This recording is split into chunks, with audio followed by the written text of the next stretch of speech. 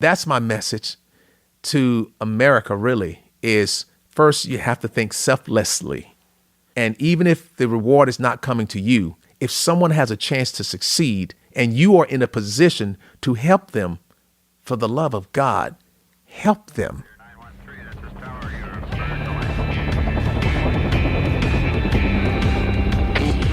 Team Never Quit. Team Never Quit. Team Never Quit Radio.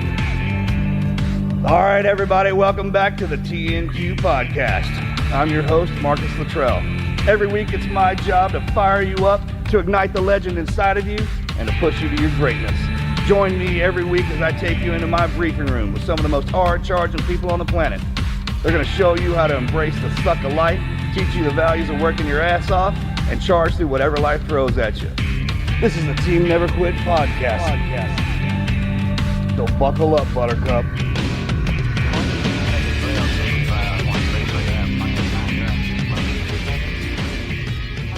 Ladies and gentlemen, welcome back to another episode of the Team Never Quit podcast. As always, thank you guys for listening and watching, and please don't forget to hit that like and subscribe button wherever you get this show. So today, before we get to our very special guest, let's kick it off with our Patreon question of the week.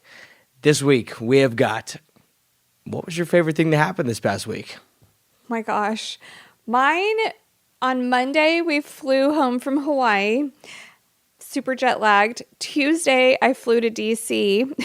And Wednesday, I went to the First Ladies Luncheon, which I just thought that was so cool. My sister-in-law, Leslie, invited me and then flew home. So I've had a long week, but it was fun. Very eventful. How about you? So my most eventful and wonderful, thoughtful thing was meeting for the first time some of my small cousins, 7 and 8 years old, and 2 grandnieces. Congratulations. And we've never taken pictures before until yesterday. Aww. So that was just so special. And they're twins. And I have so many relatives. I have nieces and nephews. It's like about 120-ish. Oh, wow. Nieces and nephews. That's including grandnieces, grandnephews, and great-grandnieces and great-grandnephews. That's awesome. You know, so yeah. So meeting for the first time, you know. In the little Houston? ones. Well, in Houston, taking a photo with them. We've never taken any photos with them at all. And so that was just awesome. Because when you get the numbers that big, you're going to have some, maybe even 20% that you've never met before. Yeah. You know, aside from social media. So do y'all do a family reunion? We do family reunions because there's so many of us that, part of the family goes this way, part of the family goes that way. If you just take the immediate family, it's over 100. So if you expand it to my mother's, brothers and sisters, which is what most people call family, then you're looking at over 400 people. Oh, my gosh. So we don't do that. That's a village. So yeah. And, me being a, country boy, raised in Louisiana, you're gonna have big families. Yeah. So yeah. So we have family reunions. That is I think amazing. those are great. They kind of went away. I remember our grandparents or great-grandparents, that was online. And then it kind of went away with this last generation and us. But that's a Thanksgiving, everyone always gets together. Mm-hmm. Right. For the best, us, for the best you can. But like the big ones where everyone ones. comes in. Right.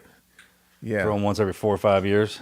My every family year. is like that. Like because I'm from Louisiana too. Oh, and okay. my grandmother and all of her siblings, their kids, grandkids, all of those get man. together for Thanksgiving every year. It's a huge deal. And we just love it. The cousins all love being able to hang out because it's like the one time a year thing. And sometimes they don't make it every year. So it's neat when we all get together. What's yours? Other than work, it wasn't too eventful. I mean, it was one of my good buddies' birthdays this weekend, so I got to celebrate and checked out some new spots. Also, watching that U of H Duke game, Final Four, that was insane. Congratulations. talking about it. Yeah, Cougars, good job. That probably stepped it up. That's a good one. That's mine too. This week. Yeah, Just kind of getting into it. that was so good. That was. So And congratulations. it couldn't U have of H. ended in a better way. How about I that? know. Last minute and 30 seconds roughly? Yeah, they were down Up by 7. I mean, but Duke was up by That 7. was Yeah. 7, right? Well, they pulled that off. Such a fantastic game. It's crazy because when you get down to those 2-minute marks, you think, oh, the game's over. But Right. how many of those games, especially as long as we've been around, you've seen it, Yeah. it all turns around them last two. Yeah, and the Duke was still leading with 19 seconds left. They were still leading. Yeah, that was a good one, especially being in Houston. The entire crowd, all the bars were absolutely eating it up. It was a good time. Surprised you didn't go. I had a birthday. Oh, yeah. That's a good question. All right, we're going to get into this with you, man. All right. Thank you for being here. Welcome to Valhalla and Team Never Quit podcast. Thank you for having me. Tell me a little bit about yourself. Where'd you come from? Yeah, so I'm a country boy. Grew up in southern Louisiana back in the 70s. Families were tight. So one of 16 kids on my biological mother's side, and then one of 8 kids on my biological father's side. So you're looking at plus 20 there. I embraced both sides of the family. And I was raised with my mother's side there. So on that side alone there, I'm child number 13 of 16. And so low on the totem pole there. My gosh. And that's how you get, all these nieces and nephews. And the thing there is when you have nieces and nephews, if they divorce, let's say after 10, 15 years, if they divorce, they have divorced from each other, but you have inherited a nephew, let's say, okay, if he's married into the family, and that nephew doesn't go away. He doesn't stop calling you Uncle Vann. So I have lots of people that have gotten divorced once or twice, and now instead of having one nephew, I have 3. Oh, wow. and it goes from there. So but that's me. Big family, and my wife and kids. My wife and I, we've been married for almost 36 years now. Wow. So Congratulations. 35 plus. Well, thank you. That's So a good this one. June That's will good. be 36, and part of the celebration is actually going to be next week. We're going to do our first tandem jump, at Fort Bragg. So Who's we? Rita and myself. You taking her? Is this first one for her? First one for her. Now she's prior Army, so she's not green. Oh, okay, that's different. So so this is with the Golden Knights. So she, Oh. so we'll be with the Golden Knights, Fayetteville, North Carolina, on the 15th here coming up, and we're gonna do it. How She cool. turned 60. So for her 60th birthday, in honor of that, and 36 years of marriage, that's what we're gonna do. How old are you? I'm 55. You do so she's not a little. look Yeah, you carry well. 55 Good job. at all. Well, thank you. Yeah. So Holy. so yeah, good job, really. Yeah. I got some 10 miles on me, bro. So, I would good have job. never guessed that. Oh yeah, so our boys are up there. They're all veterans. Vann Jr. He's a former Marine. He's No such thing, right? 20. Right. Don't let him hear you Once say a that. Marine, Yeah. once a Marine, always a Marine. So he's 29. Luke, Army type. He's active duty still. So he got his commission a couple of years back. He should be Oh, picking good up. for you, man. Yeah, he should be picking up major here next year. It could be this year or next year. He's going to be picking up major here. And then Adam, the eldest, he's 36. So, and he's in Tampa. So, and he's Air Force. So, but You Rita got him and across I- the board. yeah. Oh you yeah. got So, the- and then I'm the only Navy thing in the house. So you have everyone in the family and everyone in the family. Yeah. Right. That's So what are the That's That's big. pretty good job right there. yeah, and when you add my grands there, I got 2 grandkids there, 14 and 13. So yeah, we have our own little family going on there. That's So amazing. Good for you. So- That is an all-American family. Yeah, yes, that's really I mean, cool. that's amazing. yeah. So it started off rough. My wife and I, we fell in love early on in the game, and we only knew each other for a few months. And we got married after a few months, and she was a single mom, so she already had a son, and our family kind of like my parents and the core values were, hey, you marry someone and you try to just kind of stick with that person, and people try to kind of gauge and kind of help shape who you marry, what kind of person you marry. So it wasn't very popular at the time because it was so sudden that all of a sudden Vann's getting married.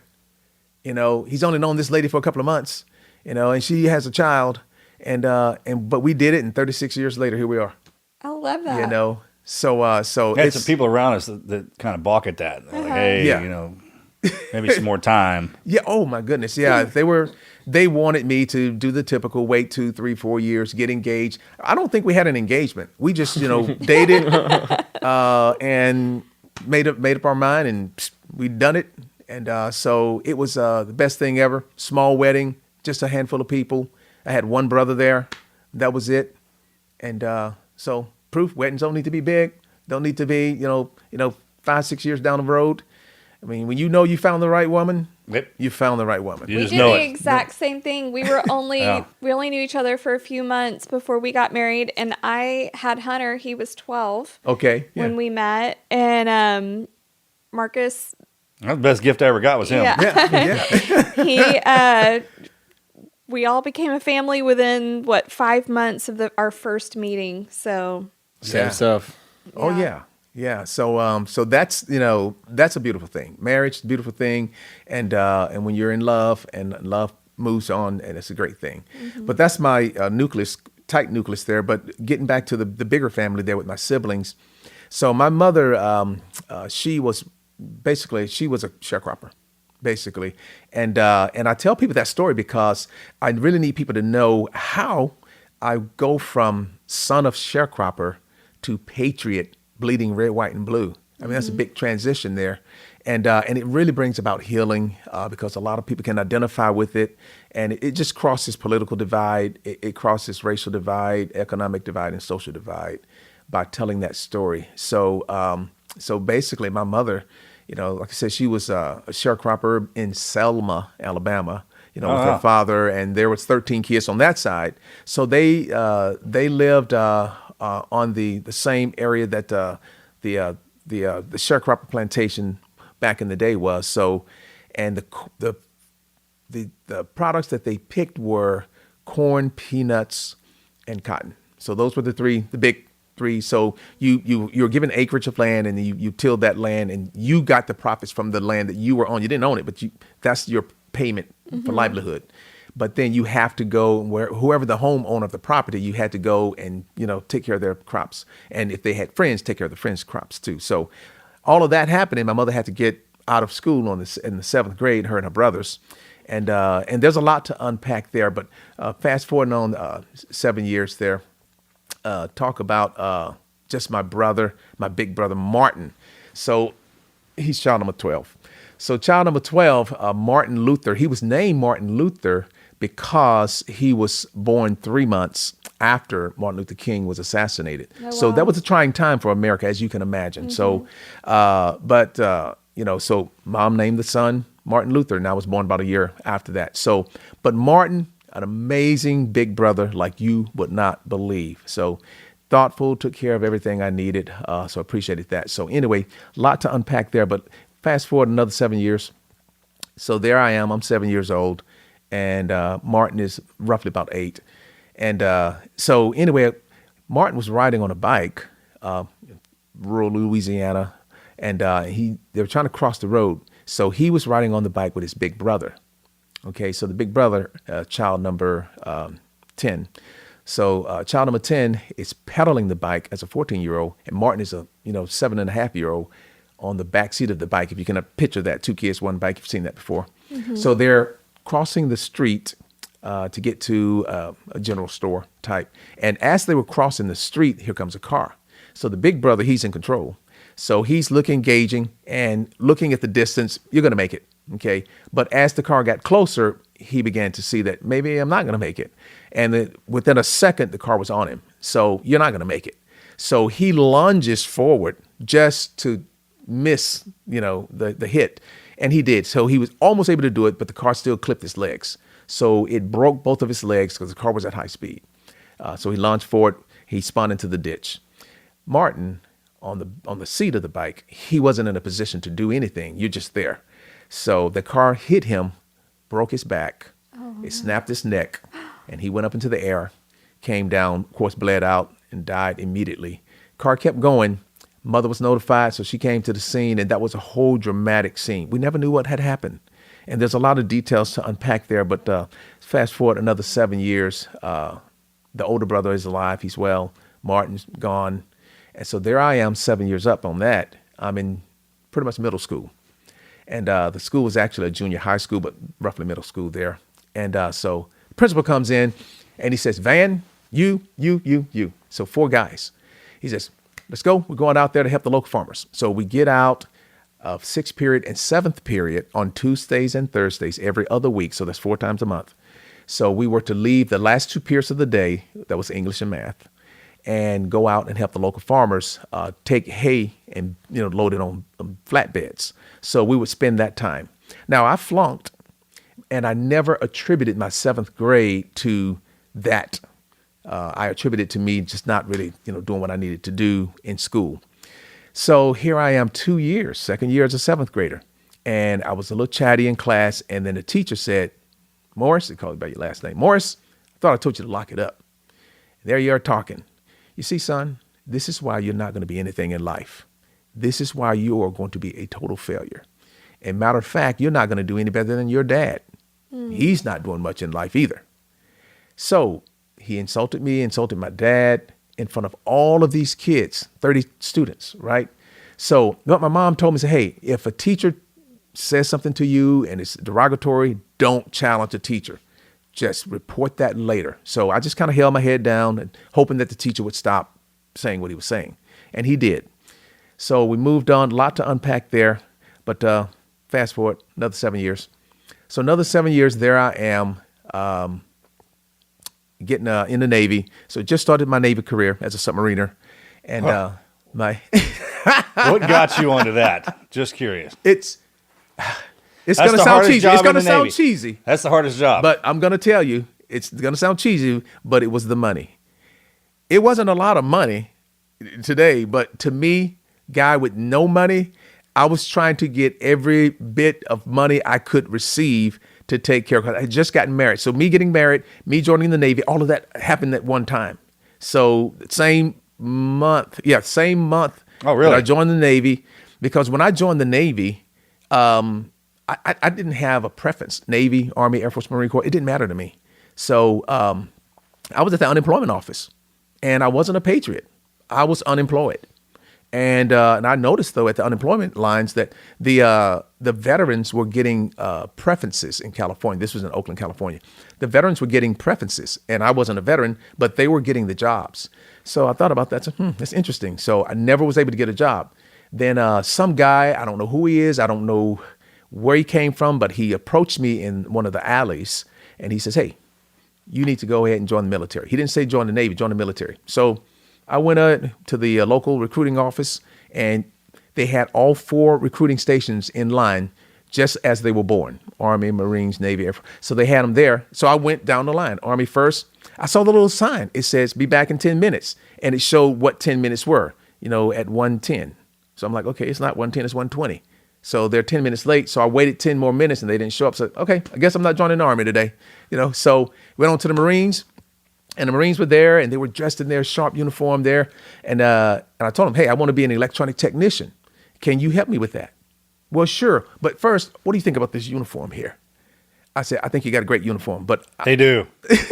I want to be an electronic technician. And they never got to what I wanted. So I said, thank you for your time. Went on to the Navy, and they had everything I needed. I joined the Navy. And for submarines, they were offering more money. And as you know, the Navy won't put you into submarines. You have to volunteer for that. But a guy with no pedigree, I had no family pedigree. And even though we had all these family members, like it was only one person that joined the military of all of these folks that I knew. So I really was the genesis of military experience there.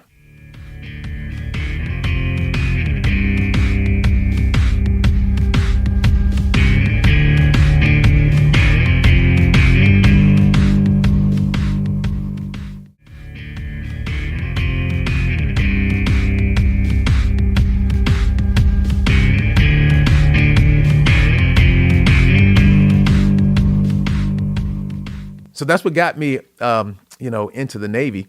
So there I am in the Navy. And then my sister calls me, child number 4. So child number 4 calls me and she says, Vann, did you hear the news? I said, no, what happened? She said, well, the guy that killed Martin, we found out who he was. I said, what? They found out who it was. And this was like more than 10 years later. And Mom always wanted to know who did it because it was just a hit and run.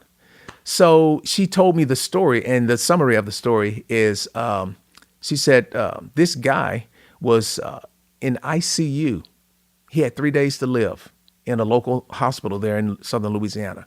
And he was a man of God. And he wanted to go to heaven. And he really believed that if he did not clear this matter up, he wasn't going. So he made a promise to God that he would confess and he would come clean. So he told the nurse, hey, I need the number of Daisy Morris. That's my mother. So got the number. Mom picks up the phone and she starts talking. And he says, is this Daisy? She said, yes. He just got straight to the point.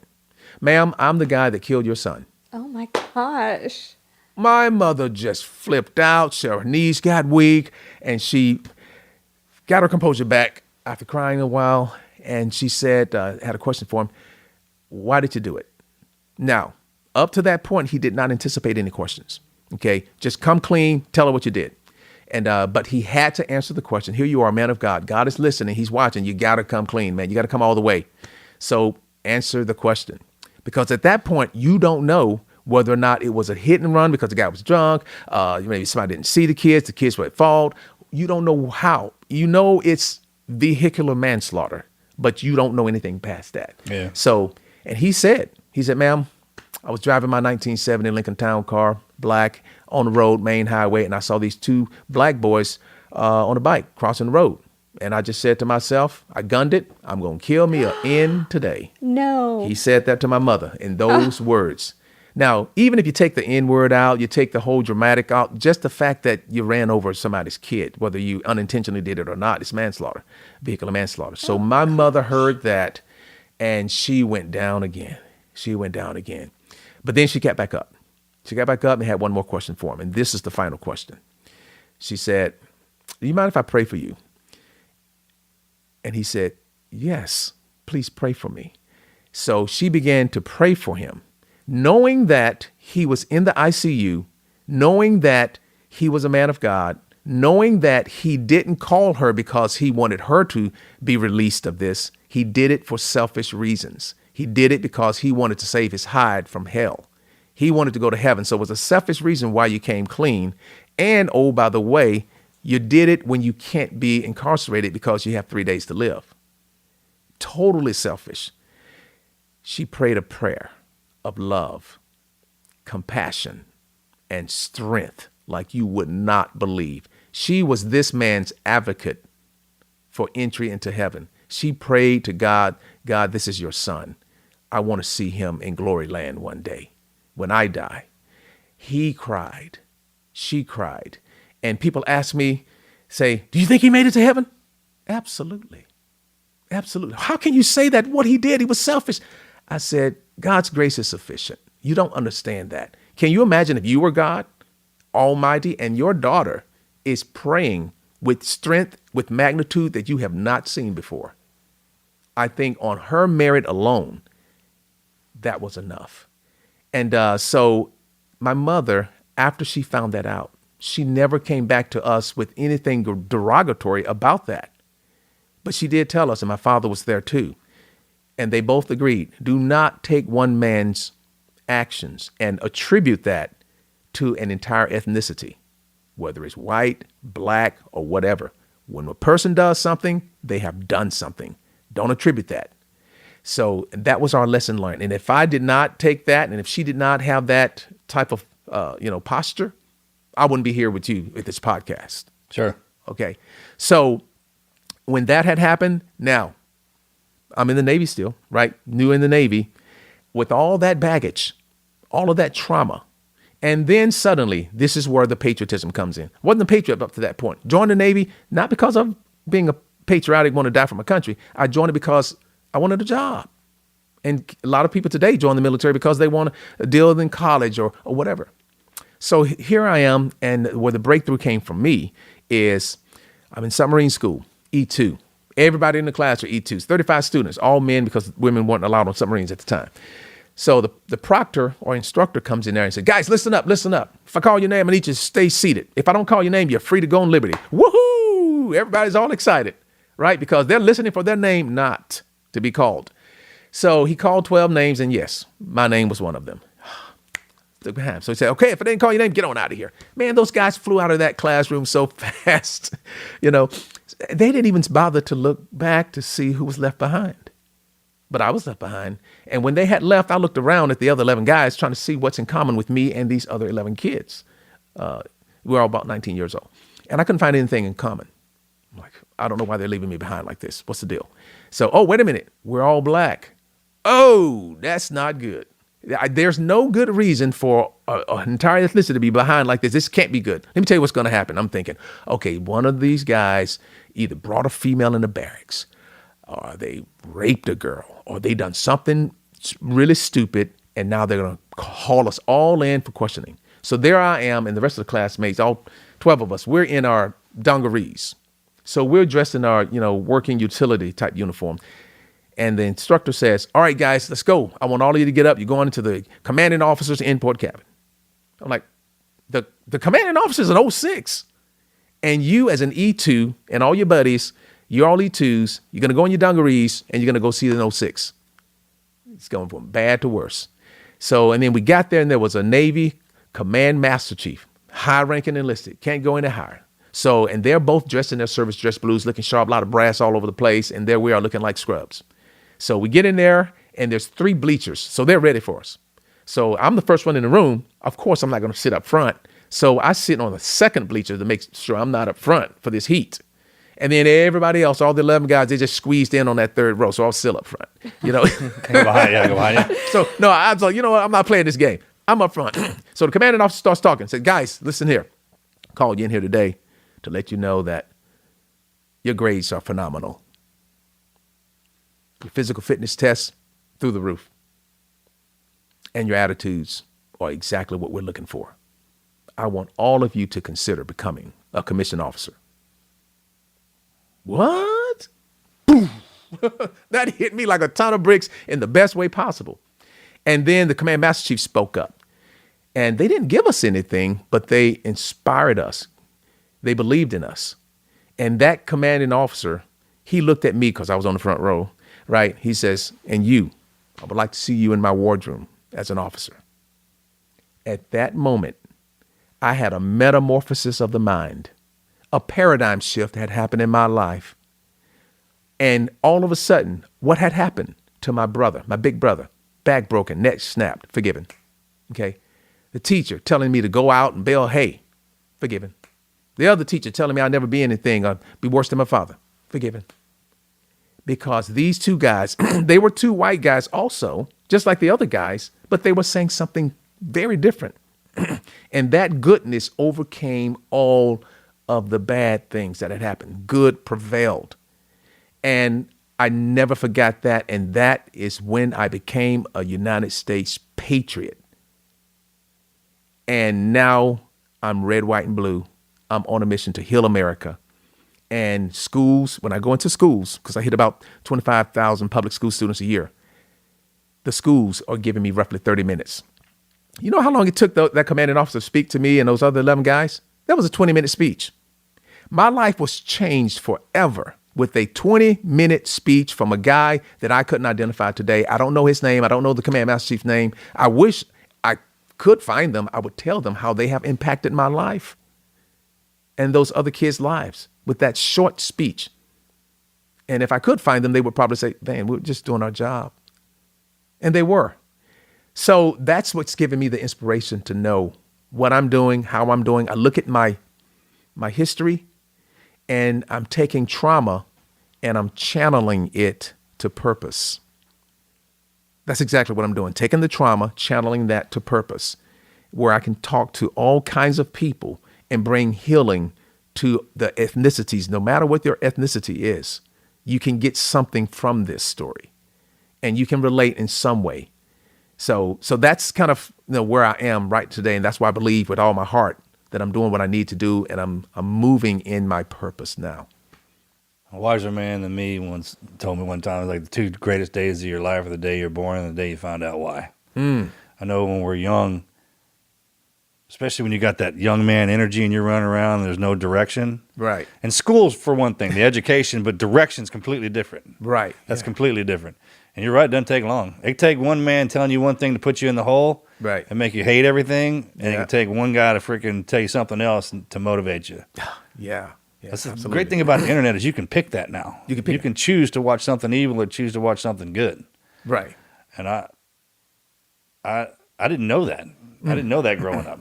Like Wow. you just, whatever it is, you kind of where you're surrounded kind of drives you in the direction. Yeah. Yeah.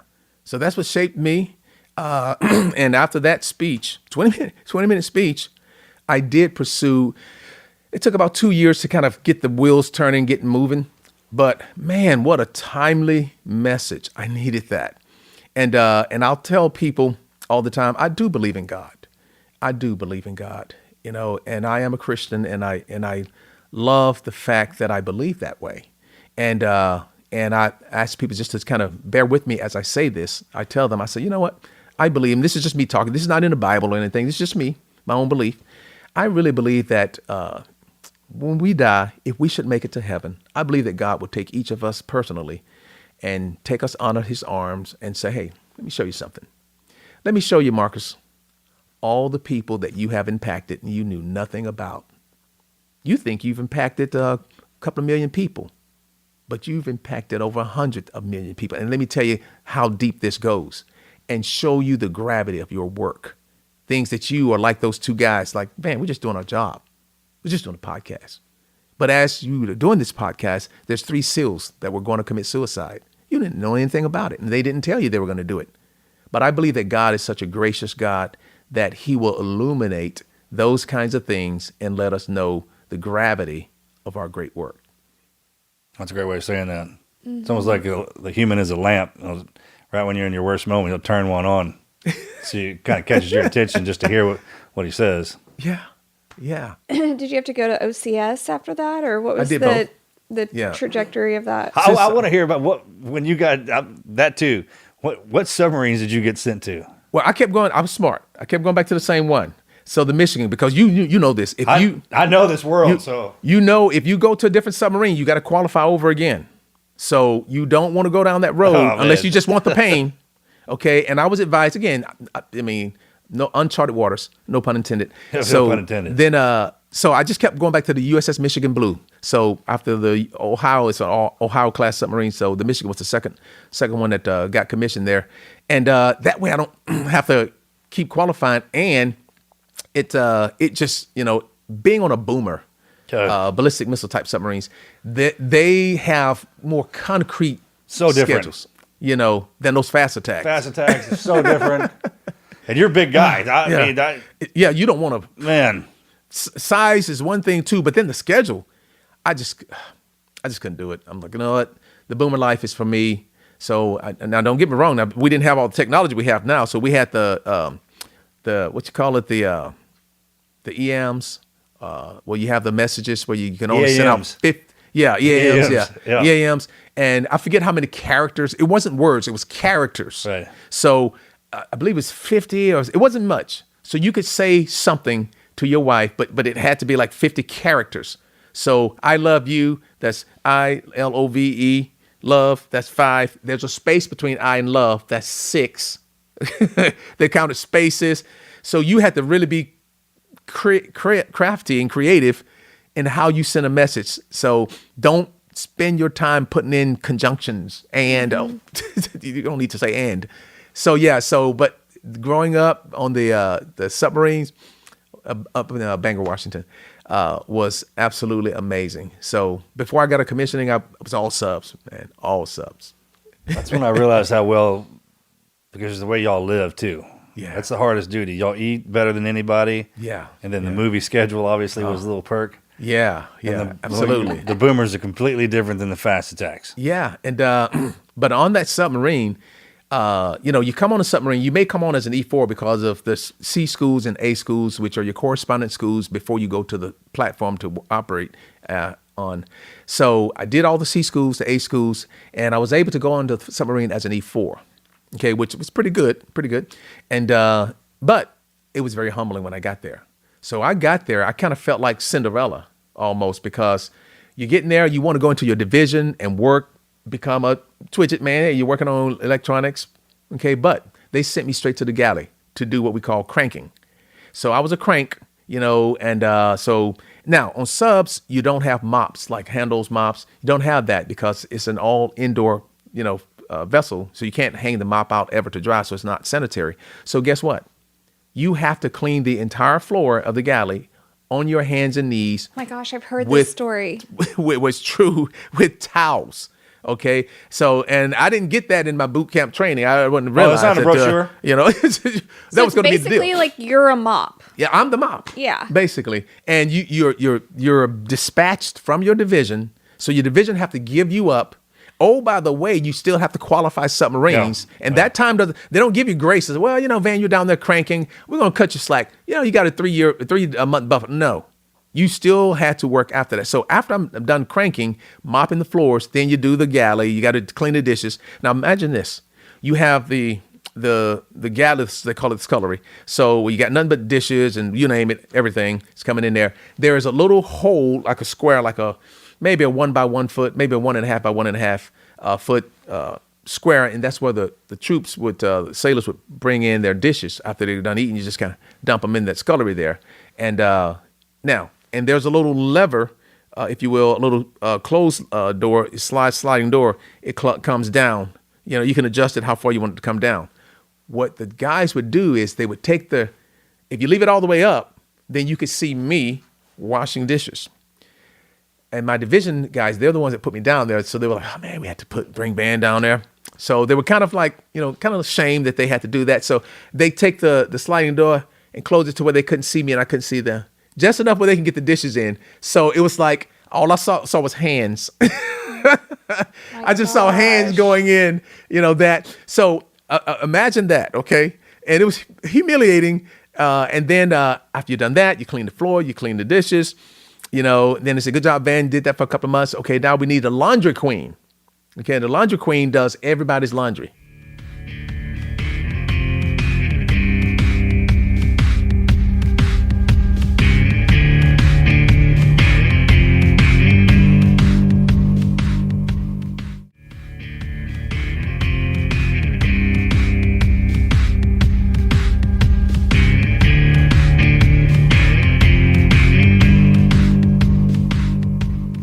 So you don't go on submarines and do your own laundry. There's a person designated for doing that, and I was tagged to do that. So, and then after that, you may remember the TDU, trash disposal unit.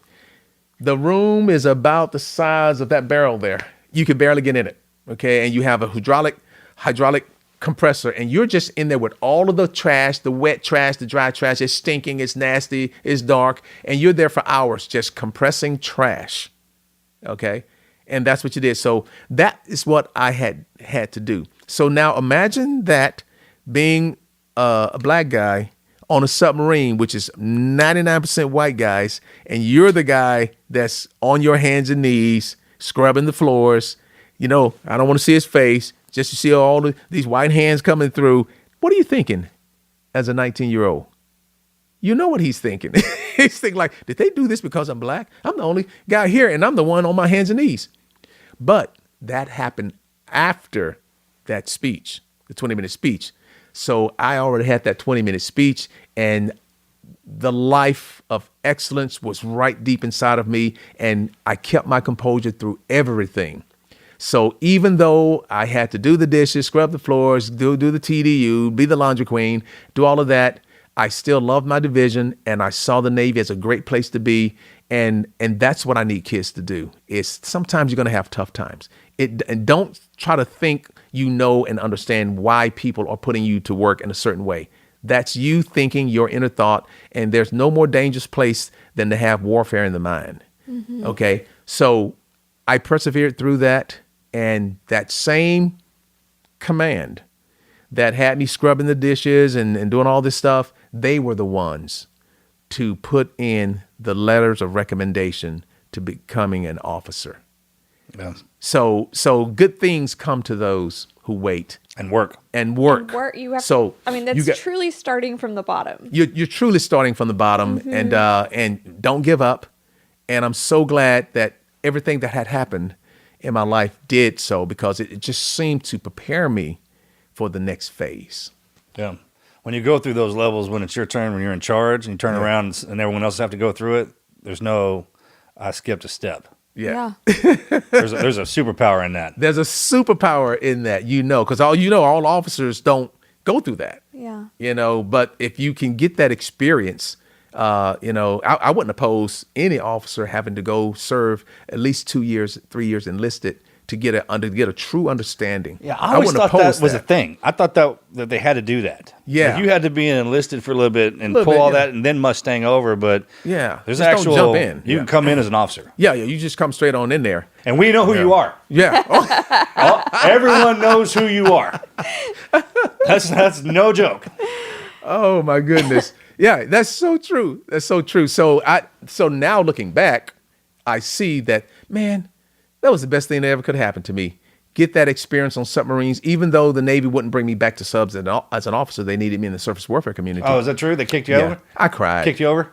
I Yeah. literally. They do that. I'm serious. I cried. I could not believe. I was so mad that here it is. I got a commissioning and they didn't want me back because I was tainted because, you learn things as an enlisted guy. And when they want to just mold you how they want to mold you. So some guys get through, but they prefer having the pure, we're going to tell you exactly what we want you to do. We don't want to know what you learn as an enlisted guy because you got a lot of shortcuts you're taking and the things that work. But here you go. Yeah. Oh my God. Plus having your dolphins and your SWO pin. That when you see guys, especially the officers, Yeah. when they walk in wearing all that gold on their chest, it stands out. So my enlisted time as a submariner, most of my stories are really revolving one way or another.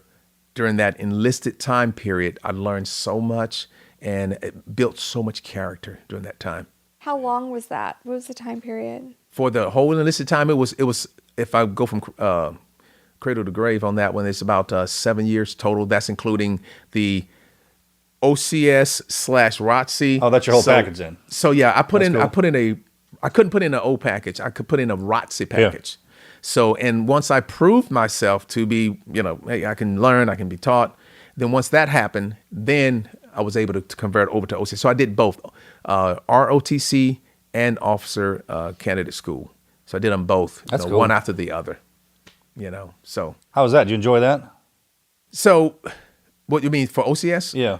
So for OCS, basically I did just 1 year of ROTC and I put in a hardship package. So I had to put in a package for it, got turned down for the package. And then my advisor said, put it in again.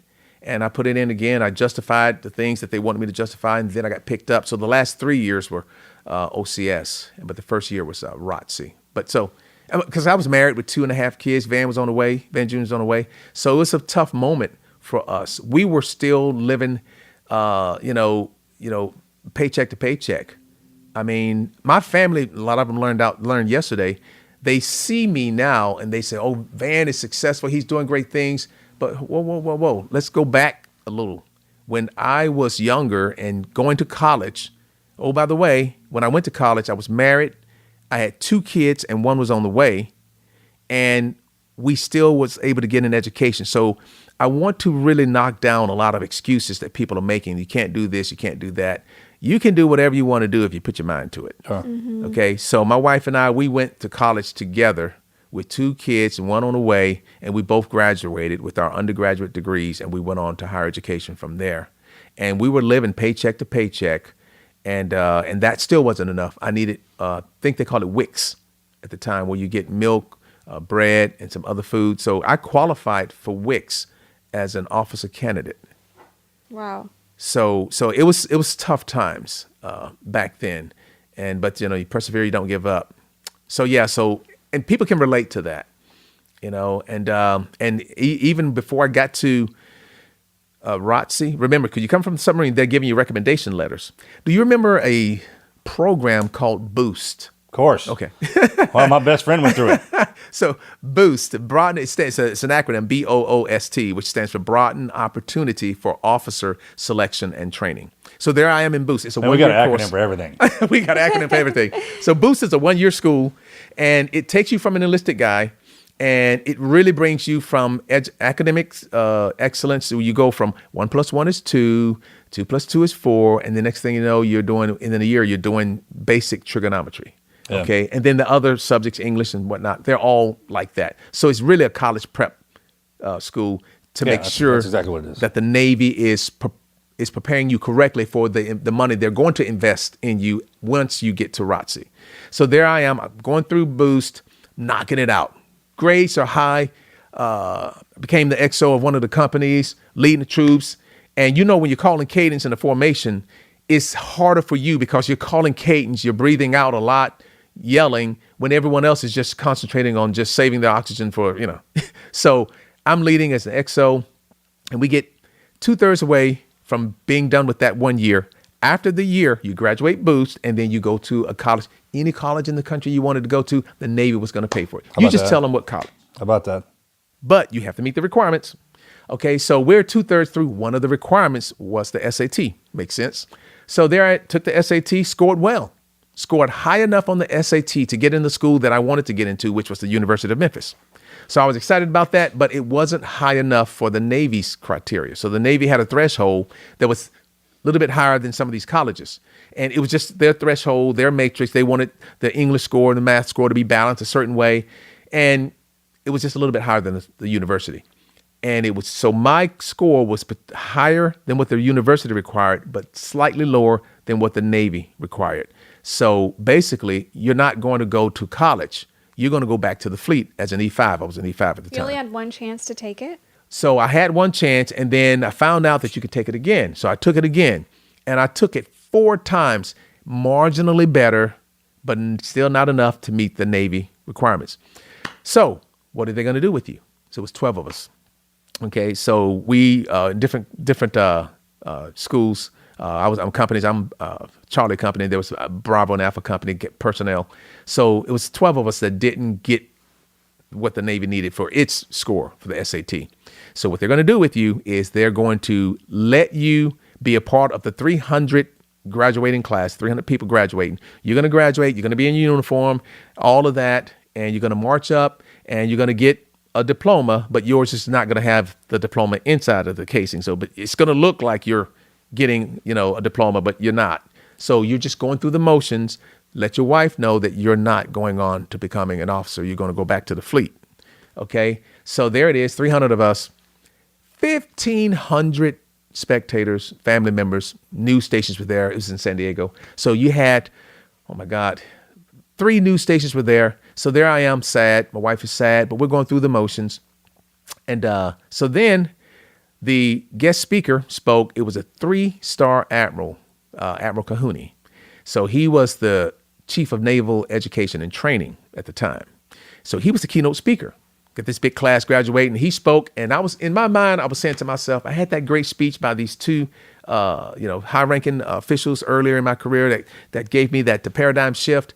And I've done everything according to what they were saying to do. I'm down there scrubbing floors. I'm, doing the dishes, and I'm trying not to cry here, so y'all bear with me.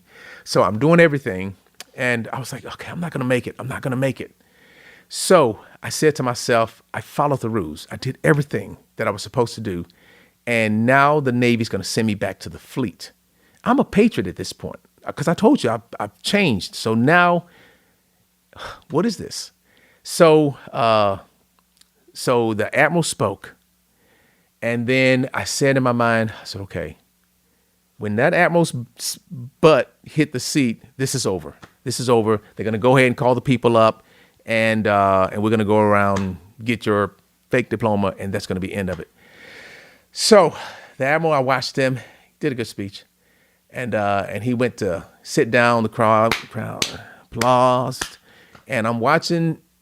From front view, I'm watching his butt get ready to hit that seat. And in my mind, this is over. His butt literally got about a foot from that seat. So he bent over and he went to sit down, but he didn't quite sit. He stood back up. And I was like, He got back up to the microphone. 1,500 people, class graduating 300. And he got up there and he said, is there a petty officer Evangelo Morris out there? Come on. Oh my God. This man did not call my name out in front of 300 students and 1,500 spectators. I remember that classroom teacher that called me out like that, and that was very embarrassing. That was 35. Now you have an admiral, 3 stars, and call me out personally. And all these students, first of all, how does he know my name? Okay. Is there Evangelo Morris out there? I had to stand up because everybody knew. I stood up. So now here we go.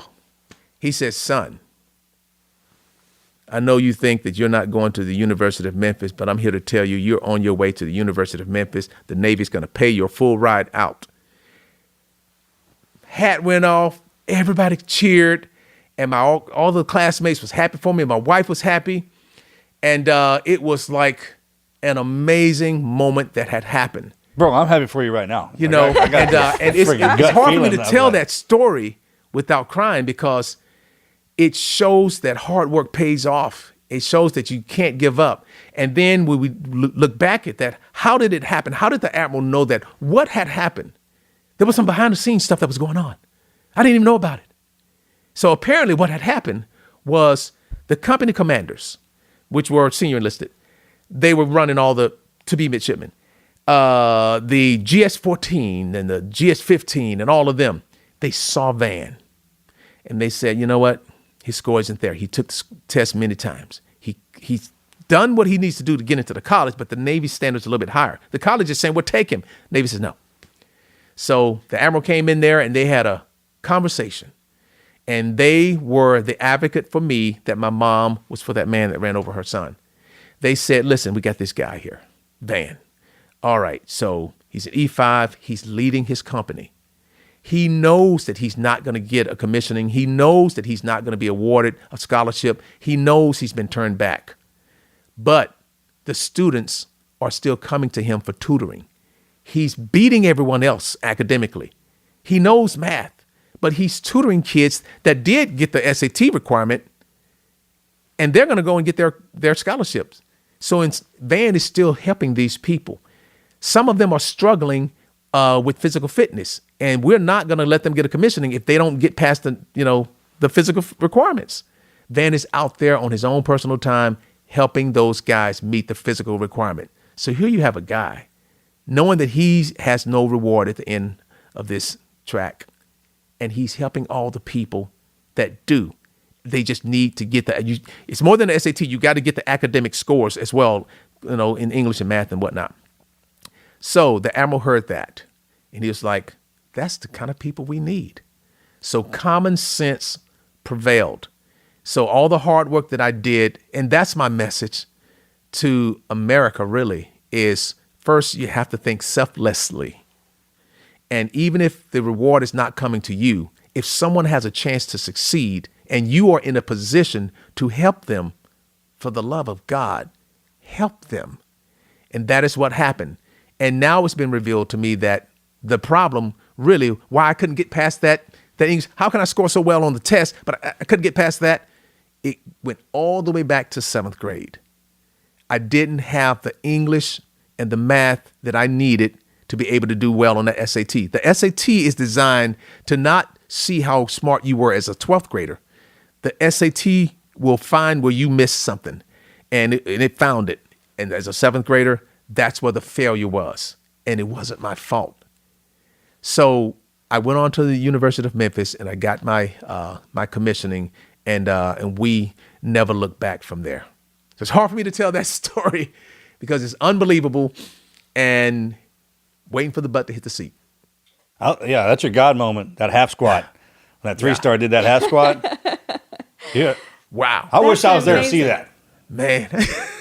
That's amazing. That's a good one. Yeah, it's hard for me to tell that story there, but the hard work paid off, and when you don't see people looking at you, I didn't know that the company commanders were seeing all that.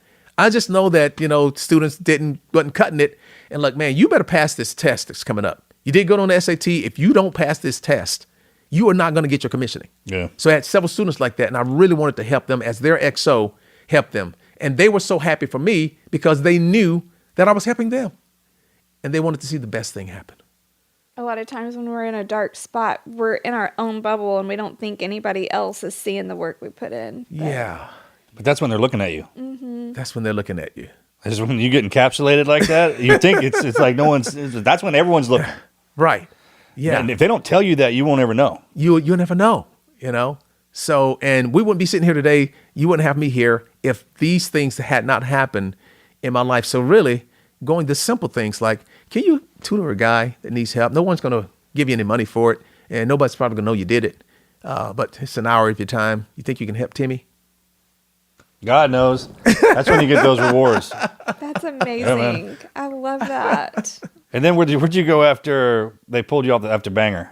After Banger, so after Banger, that's when I went straight into Boost. No, I meant for your boat. Did you go to San Diego? Where'd they station you after, Well, as an I officer? kept going back to, if I was on a submarine, it was all going back to Puget Sound, up the Banger. Yeah. It was always, so I kept on the same boat, and that way I kept my family up there. It's pretty up there. It's very beautiful up there.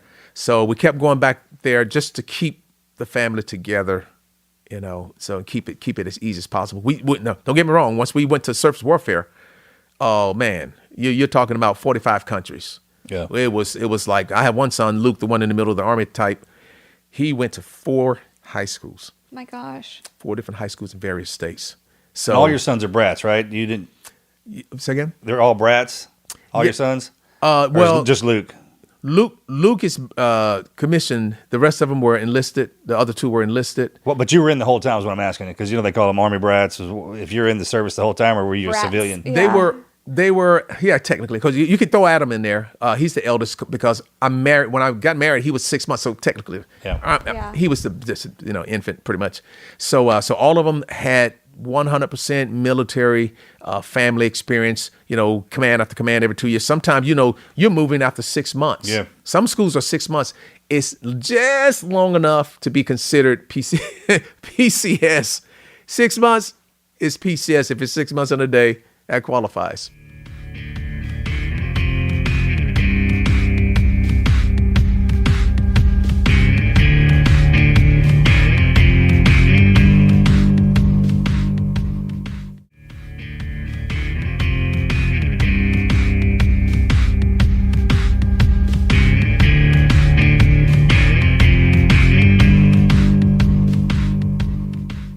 Good job on all them signing up, though. That's amazing. And I didn't pressure them. I didn't even recommend.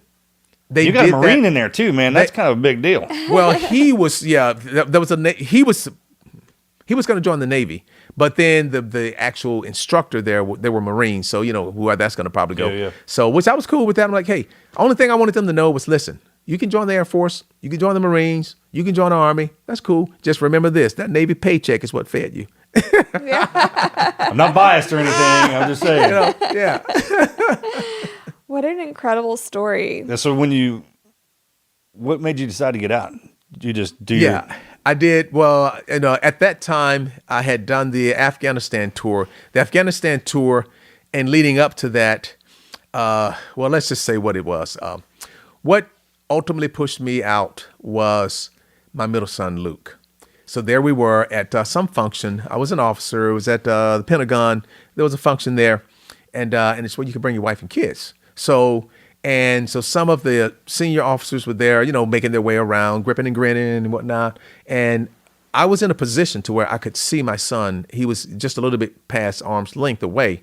And I'm focused on this conversation, but I see in my peripheral, I see him talking to one of the officers of the command.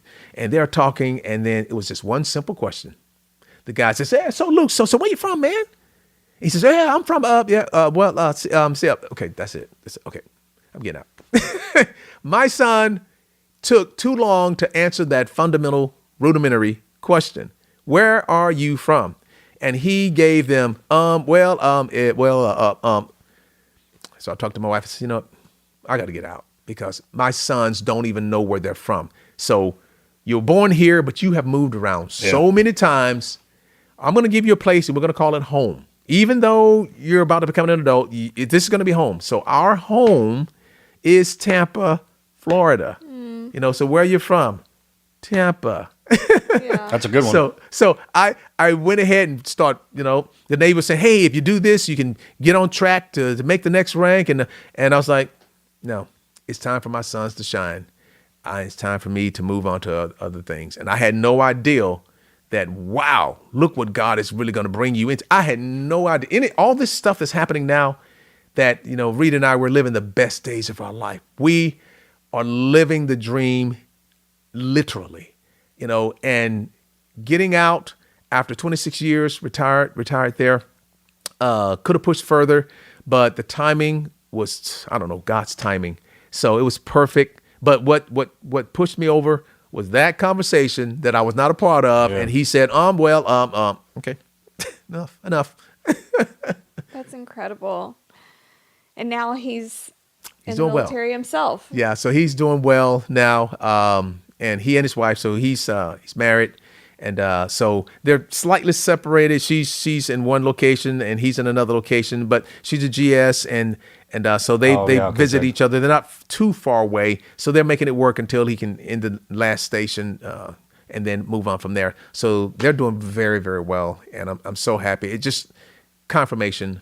Yeah, Congratulations, did man. the You right got your thing. G status too. You got 2 grandkids, right?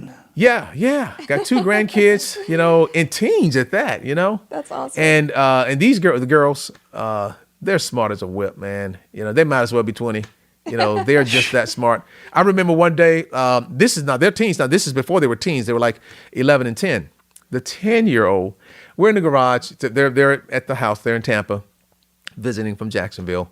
So they're there, and I hang my bicycles up, on the ceiling there. So the bikes are hanging up, and we only have so many people in the house. We're about empty nesters, and then there's some little bikes that were there just in case family members come over with little kids. So we have a couple little bikes there. So the granddaughters are looking at this one bike in particular, and they wanted to take it off our hands and take it back to Jacksonville with them. And the grandmother, Rita, my wife, said that they could have the bike. So, but not until you're leaving, the visit, which was another 2 days. So you're not going to touch the bike. Don't get the bike. We're not going biking.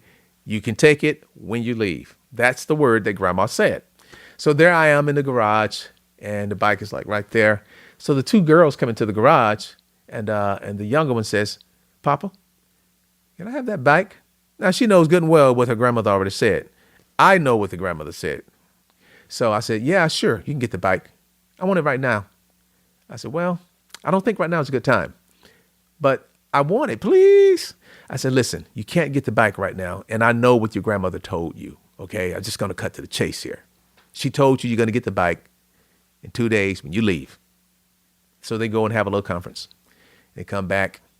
"Papa, yes? Aren't you supposed to be the man of your house?" Oh, pull that card, huh? I said, okay. So she tried to win it that way, and she almost got me. Because that's a good one. That's saying a good it like one. that. She said it like that. "Aren't you supposed to be the final decision maker? Can't you That's a big work one. through this?" Yeah, for a teenager. Woo! And she was 10. She was 10. Oh, my Now gosh. she's 13. Yeah, she went to that bottom drawer and got the shotgun, right? So How do you even know that? So man, she still. The end of the story is she didn't get the bike. So I held and look. I have a marriage here. Okay, I'm gonna protect my marriage. Okay, I love you so much, but I gotta protect the marriage. Tell me is how so hard life funny. is. You got a teenager bypassing me. She just pulled my man card out. I got grandma over here knows will kill me. Happy wife, that kind of thing. That's awesome. That's funny. Oh man, So what are you doing now? Do you have a book? book is en route Okay. right now. So flying the aircraft in building the aircraft in flight. So that's what we're doing. This whole thing that we're doing with the kids and with the veterans, that's as a business, that's new.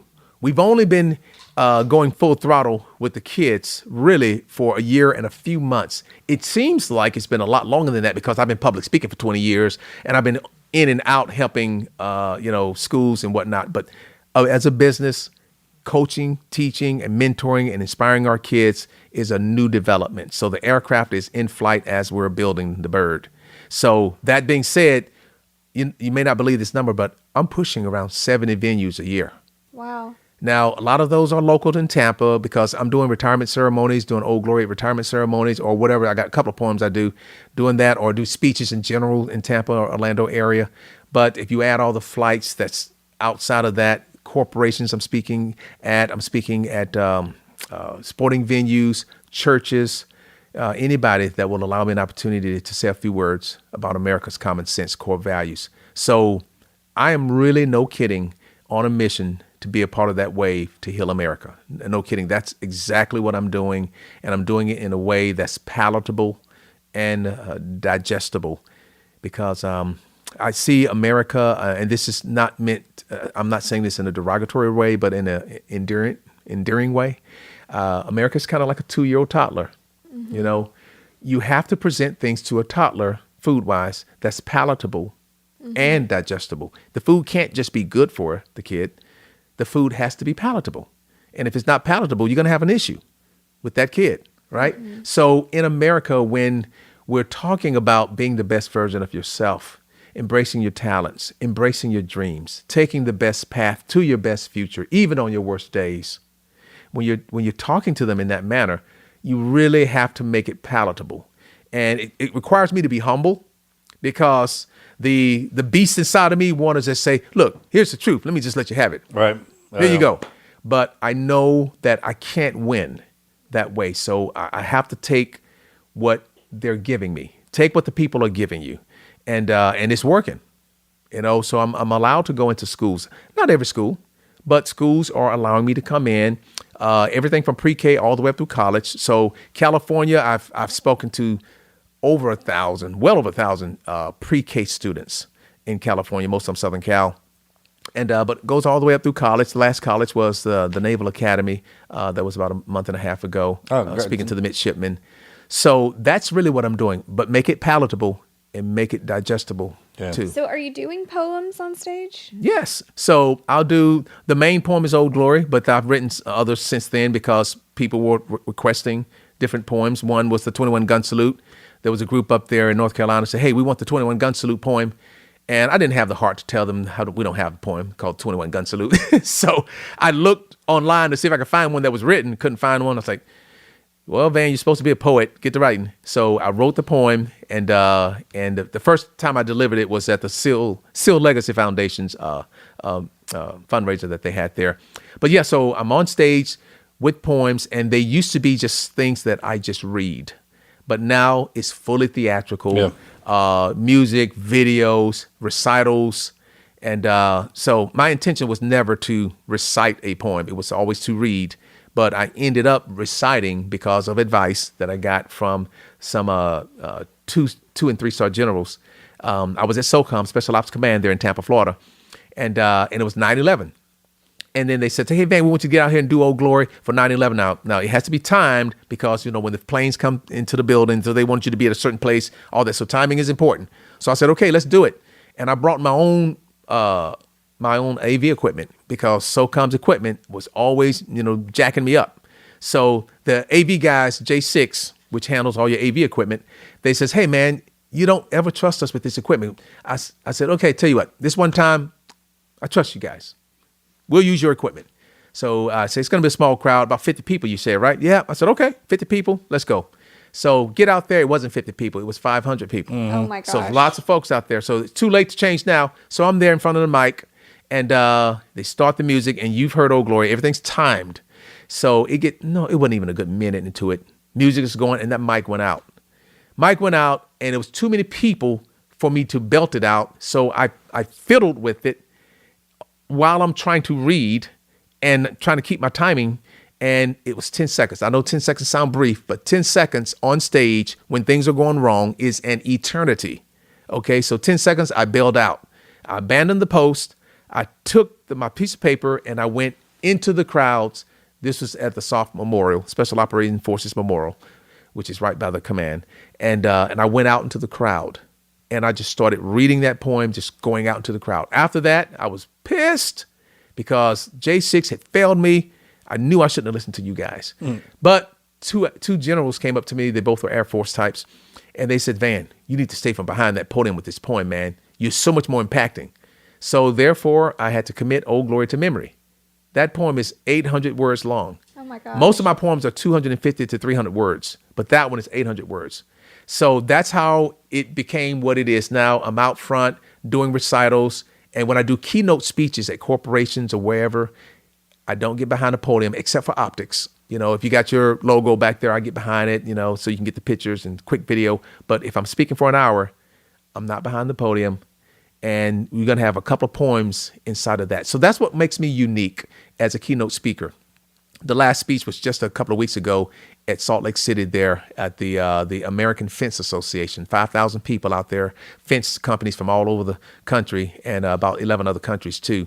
And they wanted me to be their keynote speaker to kick off that entire convention.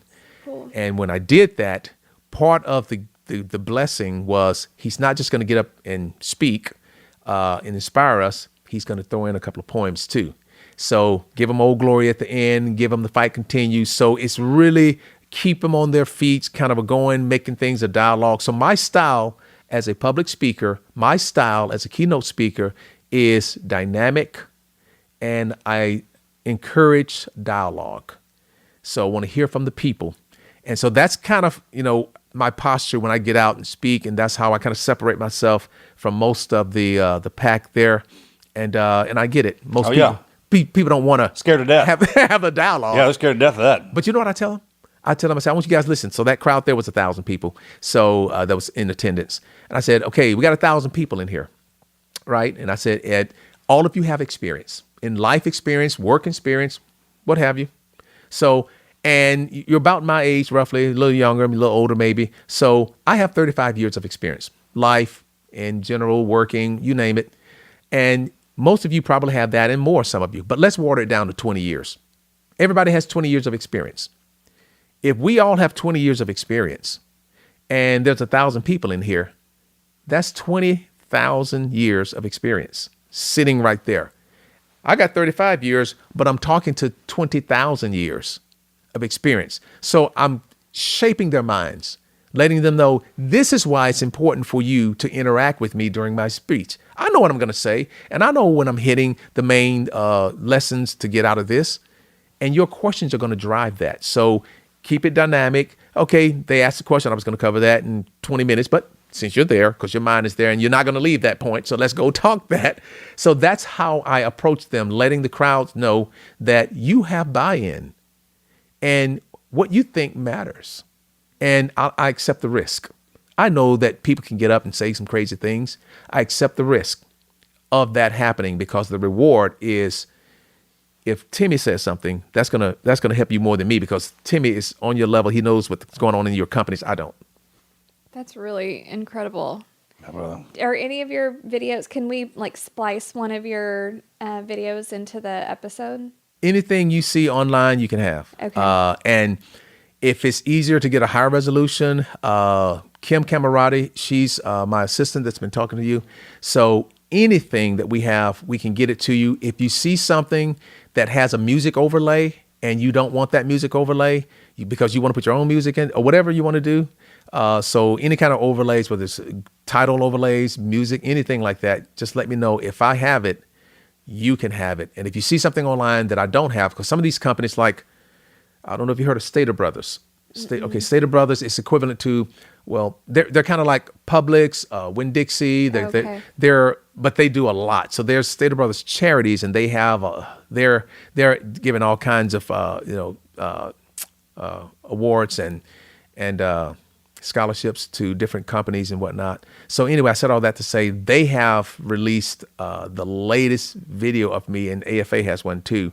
Sometimes these companies, you may see something online and I may not have it, but I can get it. Okay. It's just a matter of, hey, you didn't get that to me, get that to me. So anything that I have, you can link it, YouTube, or Awesome. We'll use it. We'll comb through it and see what we can splice in because this will be on a YouTube episode as well as Apple and all of that. how do people find you and follow you? And Yes, the easiest way is the two ways. One is just go to evangelomorris.com, and that will get straight to the website. And from there, it has all the social media. You just click and you can go from there. Or you can just go into Google, put in either Evangelo Morris or put in Vann Morris, and everything will come up. But when you spell Vann, spell it with two N's.